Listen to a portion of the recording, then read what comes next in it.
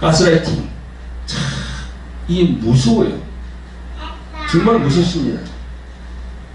이 사회에서 그런 이야기가 많이 나오고 있어요. 방송을 통해서 많이 나옵니다.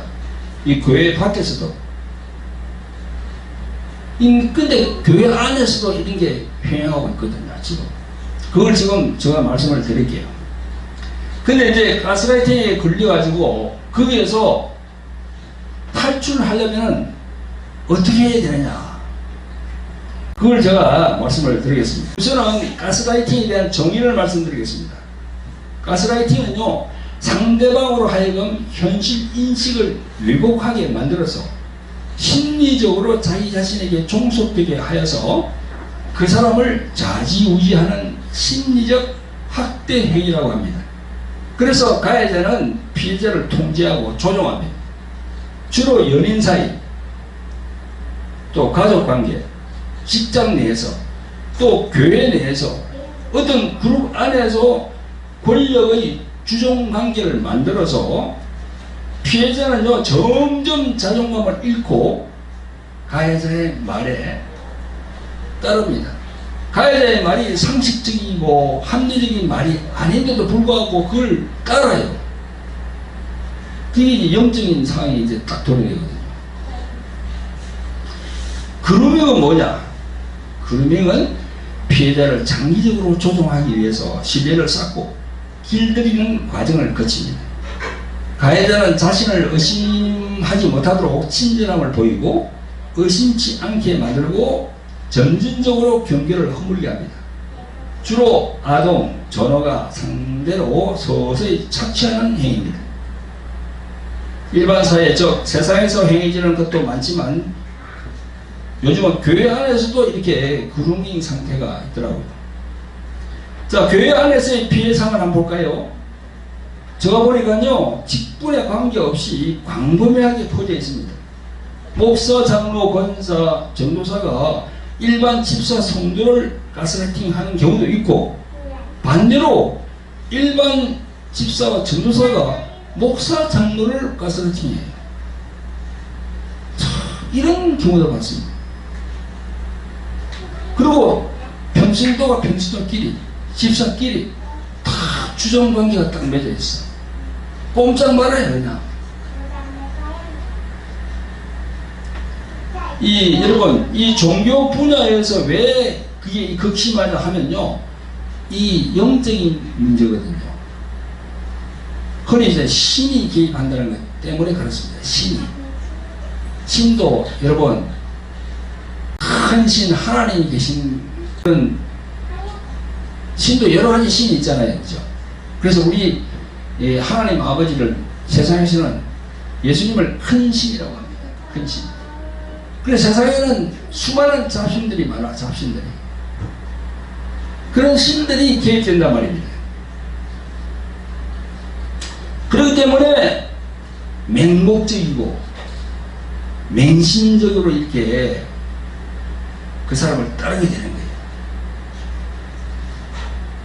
보면 이 합리적이고 상식적이지 않은데도 따라가거든요.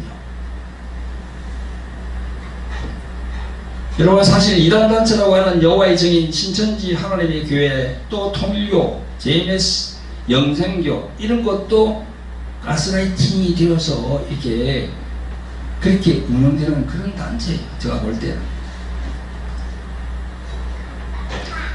저희 기독교 안에서 벌어진 사건을 소개한다면, 제가 지난번에 말씀드렸죠. 몇 해 전에 은혜의 교회 타당마당 신옥주 사건 잘 아실 거예요. 인천의 어떤 교회에서 찬양 지휘자와 찬양 대원 간의 가스라이팅으로 인해서 살인 사건이 벌어졌습니다. 또 십수년 전에 지방에 그 효자손 사건, 아니 전도사가 막 그냥 그 효자손 가지고 목사 머리를 막 때리는 거야. 여호와 하나님 말씀한다고 그러면 순종하라고 하면서 그 방송에 나왔습니다. 목사 사모가 전도사에게 가스라이팅에 이어서 그렇게 하는 거예요. 그리고 지방의 어떤 목사 어린 삼남매 채찍으로 때려서 숨진 사건, 그것도 가스라이팅인 겁니다.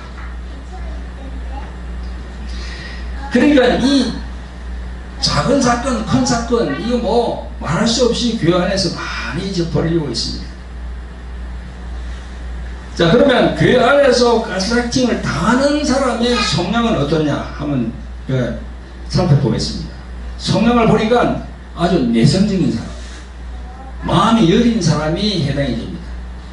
그리고 자존감이 없는 사람, 지체장애자, 그리고 심지가 굳지 못하고 귀가 얇은 사람, 그리고 예언을 좋아하고 그런 사람들을 동경하는 사람. 여러분, 이 예언에 너무 심취하면 그때부터 노예의 삶을 삽니다. 여러분, 우리가 세상에서 보면은 그 세상 사람들 보면 무당을 찾아가잖아요. 그 뭐하러 갑니까? 그 길흉 화복을 위해서 찾아가거든요. 한번 찾아가면 계속 찾아가는 거예요. 이 기독교 안에도 그렇습니다. 뭐 예언한다고 그러면 계속 그게 가가지고 그냥 물어보는 거예요. 안 돼요. 그게 바로 노예의 삶을 사는 거예요. 그리고 항상 자기 자신은 죄인이라고 이렇게 자기 자신을 이 책망하는 사람. 왜 자기 자신이 죄인입니까? 처음에 입문할 때 예수님을 알고 들어올 때는 죄인이지요. 그러나 로마서를 읽어보세요. 예수 그리스도의 피로 인해서 자기가 이제 죄인의 분례에서 의인으로 바뀌는 거야. 그런데도 계속 교회 나오면서 나는 죄인입니다. 나는 죄인입니다. 그러면 계속 죄가 남아있는 거지.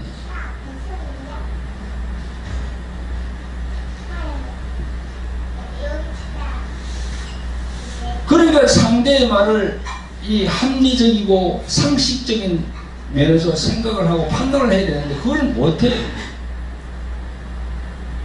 자, 그 다음에 교회 안에서 가스라이팅을 행하는 사람들의 성향은 어떠냐? 이 목사부터 평신도까지 다 있어요. 직분에 관계없어요. 이 카리스마가 있다는 사람들이 가스라이팅을 참 많이 합니다. 잘 들으세요. 카리스마가 있다는 거.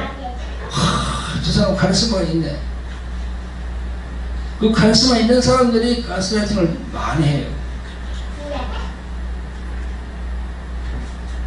그중에서 그게 이제 성령의 은사를 받았다는 사람들 있잖아. 성령의 은사를 받았다는 사람, 강하게 받았다는 사람들. 그런 사람들이 이 가스라이팅을 참 많이 합니다. 그런 사람들이 이빨이 세요. 이빨이.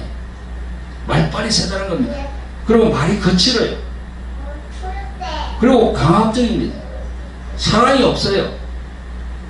그리고 항상 자신이 신령함을 강조합니다. 하나님이 다 보여주셨대.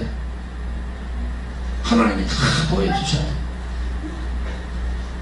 그래, 그게 심하게 되면 어떻게 됩니까? 자신이 하나님이 되는 거예요. 가스라이팅을 당하는 사람이 그 사람을 보고 하나님같이 모신단 말입니다.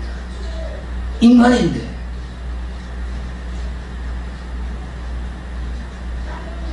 그리고 남을 지배하는 마음이 아주 강합니다.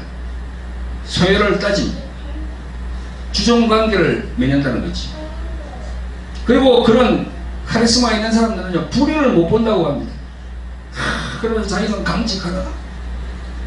그런데 그것이 율법적이라는 것을 본인이 몰라요. 성령기에 맡겨야 되는데 자신이 하나님의 행세를 한단 말이죠. 자신이 다 지적하고 하나님의 행세하는 거야.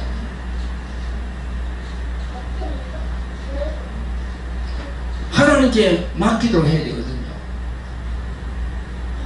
당신이 그거 보니까 이런 것이 잘못되었는데 하나님께 기도해봐라. 그리고 성령께 맡겨야 되는 겁니다. 자기가 다 주장해서는 되지 않는 거예요. 그러면 상대방을 겁먹게 하고 두렵게 하거든요. 그래서 상대방으로 하여금 자기를 이렇게 따르게 계속 그 줄로 조정하는 거예요. 이 가스라이팅이 심하게 되면 어떻게 됩니까? 결국은 하나님이 원하지 않는 길로 빠져듭니다. 본인 스스로가.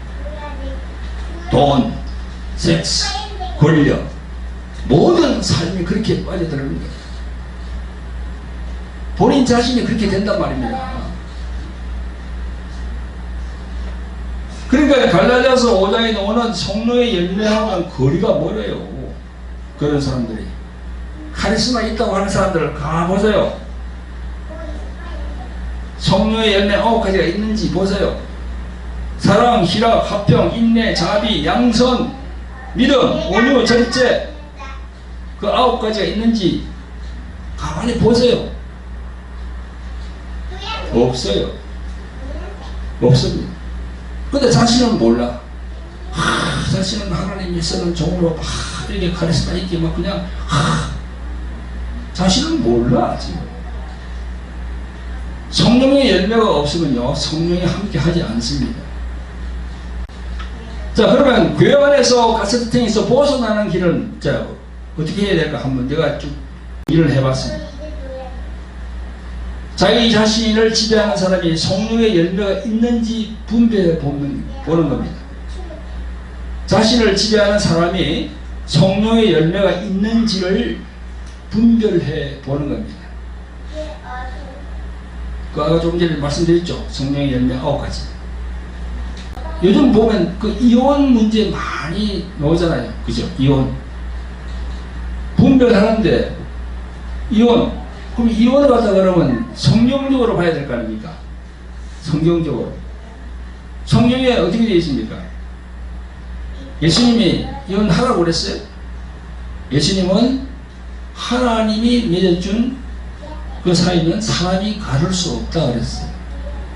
이혼해서는 안 된다는 겁니다. 예수님의 말씀은. 그럼 예수님에 따라야지. 그래서 구약 사람들이 그랬잖아. 구약의 모세는 이혼 정서를 써주고 이혼하라고 그랬는데 왜 예수님 당시는 이혼해서는 안 된다고 하느냐 이렇게 신약에 나와 있잖아요. 그러니까 예수님께서 뭐라고 했습니까? 너희들이 강박하니까 모세가 이혼 정서를 써준 거지 원래는 하나님이 맺어준 사람들을 사람이 가를 수 없다 그랬어요. 그래서 이혼하지 말아야 됩니다. 목사가 이혼하라 이라는 사람은 그 사람은 성령의 사람이 아니에요.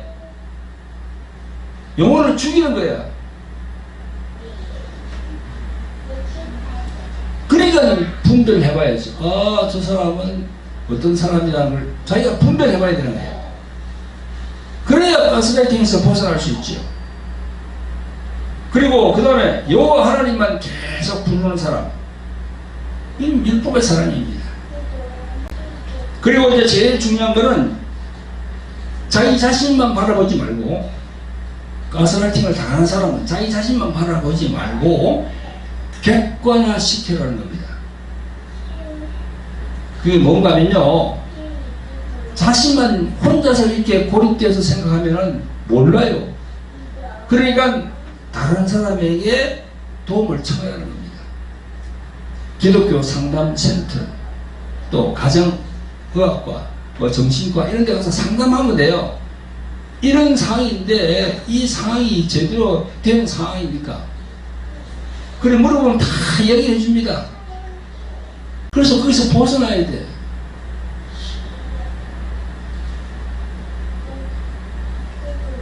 그리고 마지막으로 그 사람에게 의존하지 말고 자신이 직접 성령께 기도해서 응답받는 겁니다.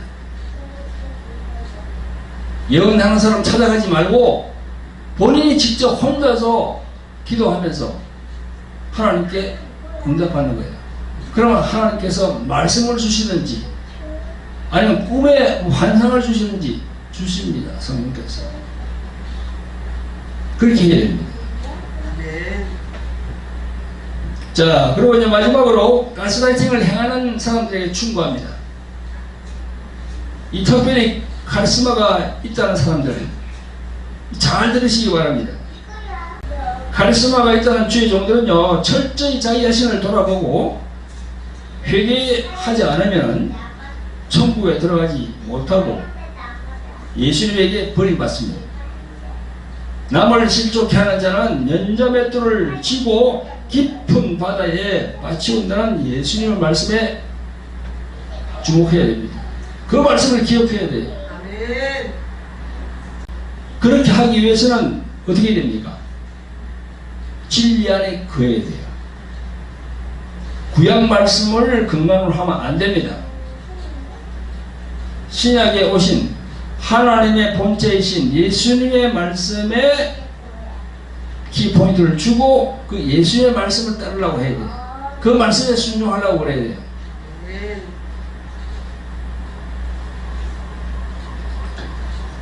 성도 여러분, 구독자 여러분, 여호와 하나님과 아버지 하나님 전편 후편을 이렇게 보내드렸는데요. 성도 여러분들에게 큰 은혜가 되는 말씀으로 기억되기를 원합니다. 예, 광고 몇 가지 드리고 기도함으로 모든 예배를 마치도록 하겠습니다. 여러분, 책 광고가 있는데요.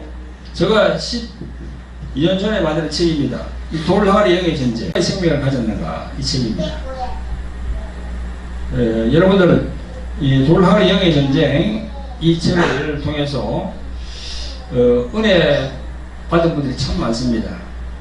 여러 가지 심적 고통 그런 거 이 책을 통해서 해결할 수 있는 방법이 있습니다. 예, 두 번 기억하시고 밑에 자막으로 나가는 전화번호로 이렇게 연락 주시면 책을 보내드리도록 하겠습니다.